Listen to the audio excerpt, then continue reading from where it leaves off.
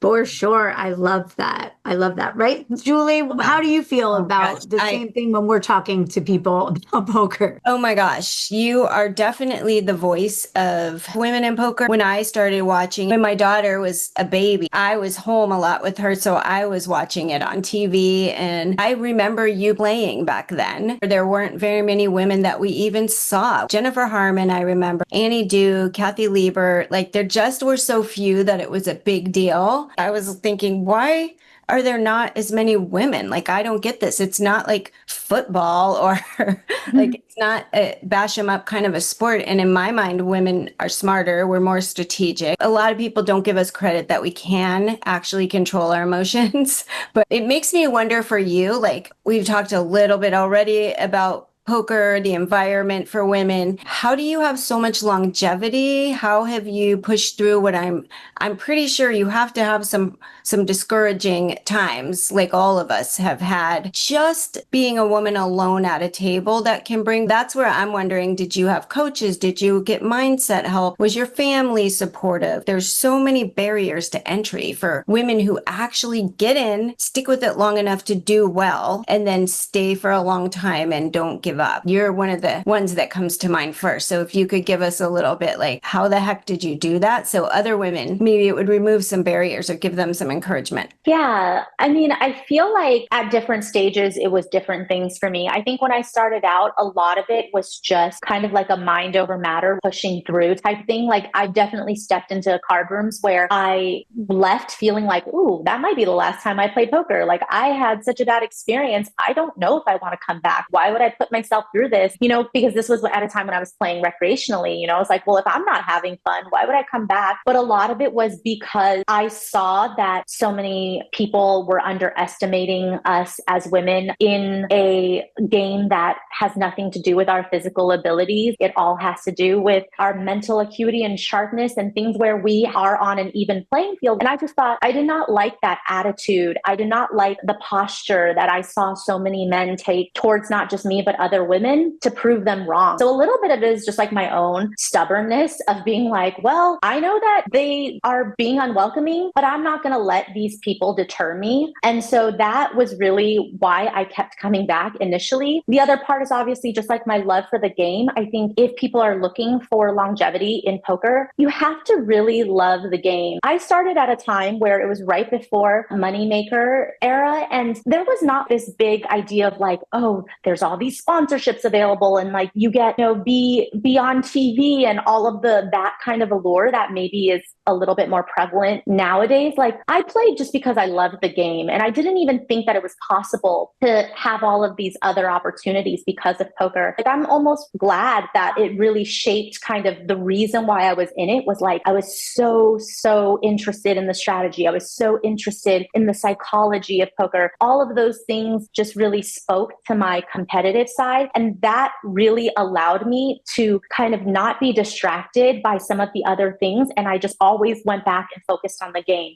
Like, anytime I would think to myself, what do I want to do in poker? What kind of impact do I want to make? It was always about like, I want to get better. I want people to see that women are just as good, if not better, than their male counterparts. That's what really drove me. It wasn't necessarily like, oh, maybe if I win this tournament, or if I do really well, or if I'm the last woman standing, then, X, Y, and Z could happen. That really wasn't in the forefront of my mind. It was really just like, I want to prove all these people wrong, and I want to be able to be a good representation for women in the game. And then, some of the things that you mentioned about barriers to entry, like, yes, I mean, I know there was like some ex Twitter firestorm about like whether women have it easier or harder in poker recently. And, I definitely agree with, I believe it was Victoria Lifshitz who kind of chimed in on this conversation and mentioned like, it's hard for women to move up because we don't have the same access to the same circles, the backing that some other guys have. Because let's be real, like, the people that tell us like, oh, women have it easier in poker because everybody's nice to a woman, but the problem is sometimes that comes with weird strings attached where, I remember when I was offered backing, I didn't want to take it because it felt weird to me, because at that time I had no results. I was like, you don't want to back me. I'm not good. And like, it just made me feel so uncomfortable. Like, I wanted to earn it and I wanted to be a meritocracy. So I actually just like said no. But it also is like weird because you want to be backed for the right reasons, it's because they believe in you. They think you're a good player, and not necessarily because there might be some kind of weird ulterior thoughts or motives in their head. And it's kind of hard to decipher. And I'm not saying that everybody's like that. I'm just saying that as a woman, sometimes you have to be really careful and protect that boundary for yourself. Whereas, when men are broing out and they're like, yeah, I want to stake you and whatever, like, yeah, that all sounds good. And nobody really has to give it a second thought. I feel like that definitely makes it harder for women to reach, the next level. But I also think that nowadays, these women only poker communities, these podcasts, these groups, these study groups, those really help, because I think when you build a good community, it not only helps you get better, but it also helps make other logistical aspects of the game easier, like maybe traveling with someone, sharing a room with someone. So it cuts down on your poker expenses, right? When you want to go to a tournament, like all of those things are so helpful in giving us more opportunities and chances to go out on the circuit. I think I had toyed with the idea, I can't remember if it was Lena Evans or somebody else had mentioned, why don't we do a staking for women only? And, I see people like Nadia Magnus doing giveaways where she's giving seats to major big buy-in events to women. And all of those things help. And so that would also just help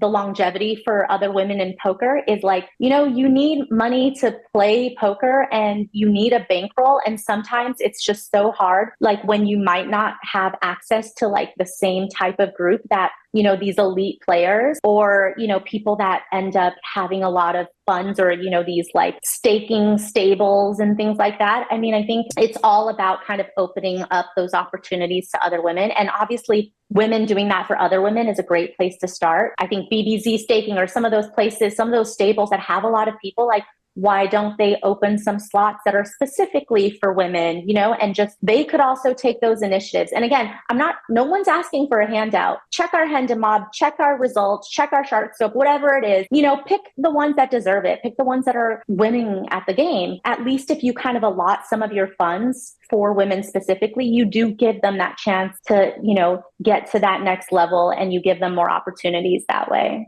Absolutely. And also pick those that have the potential. I think, like you said, back in the day, what the grindhouse is, and it became where you are eating, living, breathing poker with people with the same goal, the same study habits. You're working together, you're studying together. There's a reason that people like that will come up together, and you'll weed out the weaker ones, the ones that aren't as good. But when you're giving them all the opportunity of these study tools, I do think Julie's involved in some of them. There are some of the women's study groups that are great, but do we have a stable? Not that I know of where you can say these 5 women, because I remember when I first started out trying to do the WSOP circuit and tour around the country by myself, because I didn't have women players that were going to room with me. And it's so expensive. And I had no bankroll management savvy, still suck at that. But even those kind of things, it's like the mentors in business, when you graduate or you're in an internship, finding mentors to help you through the downswings, the bankroll management, picking the right tournaments, picking the right venues, the right kind of schedule. I think that's so important. And I think that's where women don't have as much of the leg up. And like you said, we're not asking for a handout. We're not asking for you to pick, somebody at random who doesn't know what they're doing. They want to make you money. That's the whole point. If you have a staking deal, you're only going to make money if you're both making money. So it makes sense that they want to do well. Do you prefer cash or tournaments? I've seen you on some of the high stakes stuff. I've also always heard you talking more tournament, and I see you in that mix a lot. Where's your passion lie? Yeah, I feel like I've spent so much of my career studying to be a tournament player specifically. So I feel like that is where my focus is. I do think the lifestyle of a cash game player is a little bit more desirable than that of a tournament player, especially kind of the older that I get, just all the travel involved and just the long hours obviously just doesn't feel as easy and sustainable as it used to. But I feel like it would be a shame for me to kind of switch up right now when I've spent so much time studying tournament strategy. Even though I am kind of getting to the point in my career where I'm like, oh, being a cash game player kind of sounds nice. Um, but I really, really do love tournaments. I still feel like, there's just no feeling like winning a tournament. Even some of my biggest cash game wins just did not necessarily compare to that feeling of being the last person standing with all of the chips. And so in that sense, like, I think I'll always love tournament poker. And as far as cash games, I'm just so all about picking my spots and like finding good lineup.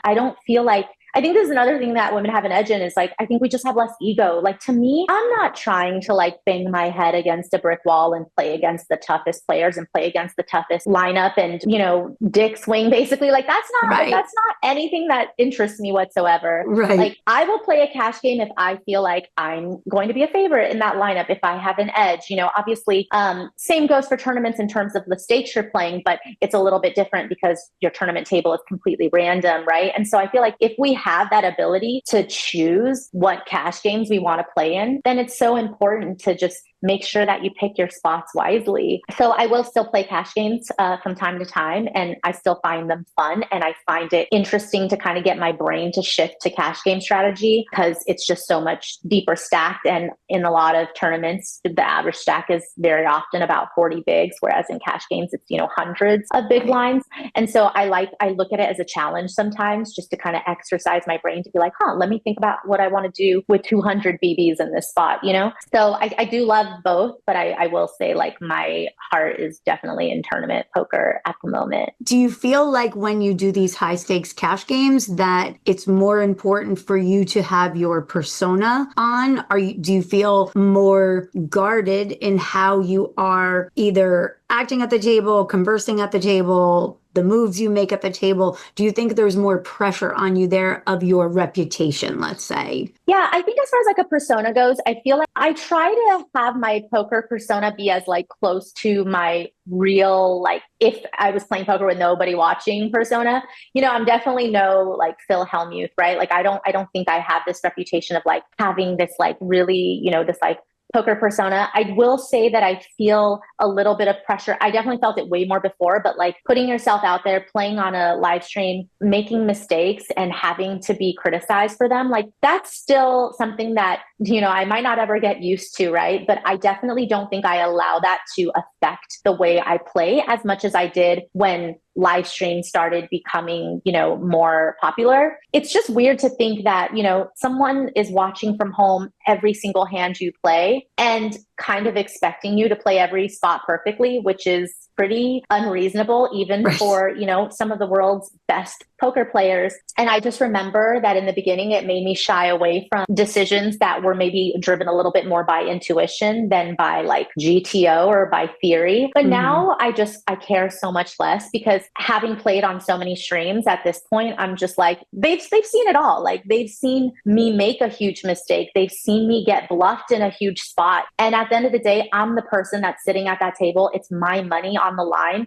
and I need to do what feels right to me in the moment and not feel like I need to justify my plays to other people watching. And so that's really liberated me and freed me up to be more my authentic self in terms of the way that I play. But, I'm usually pretty social at the table. So it's like everything else that comes with my demeanor at the table pretty much kind of reflects, I think, who I am in real life. Oh, I love that. I love that you are not there to prove to anyone else. You've proven it. You've proven it by being in this game as long as you have. I think you have the respect of so many people within the community, outside the community. And I think that really can affect people as they're coming up is they're on that social media. They're constantly listening to people that have no idea what they're doing usually. Usually those are the biggest voices. It's like, how much do you study? How many hands have you played in this game? But I feel like you owning that when there is no perfect way of playing this game, I think that's great. And do you feel like the game of poker has helped you become that person where you don't have to prove yourself because you have all of these skills from this game that you love so much? Yeah, I feel like that's the best thing that poker has given me is just so many tools and so many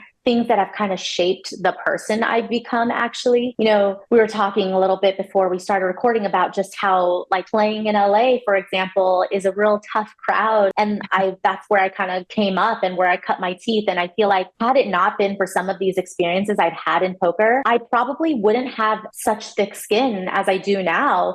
Just not just that part, but, playing at the table and making a mistake, or, having a bluff that doesn't go through, and just kind of feeling like a little bit of that walk of shame when you have to like get up, tap the table, walk away, just like all of those things that I think naturally kind of might cause people to be embarrassed. Now I'm just so like, I just let things roll off my back so much more easily. And I feel like even in life, I feel like I'm less results oriented when it comes to decision making and what the outcome is. I feel like I've stopped kind of emotionally attaching myself to things that are out of my control. Just I feel like I have so much more control over my mindset and over my emotions. And I feel like I can make really logical decisions in high pressure situations. And all of those things I wouldn't have learned if it hadn't been for poker. And those tools are things that I'm going to take outside of poker. So if I stop playing poker tomorrow, those things are still going to serve me so well for the rest of my life. And I just love that. Like, that's just such a gift that I don't think I would have had the right tools to kind of get me to this place had it not been for poker. I love that.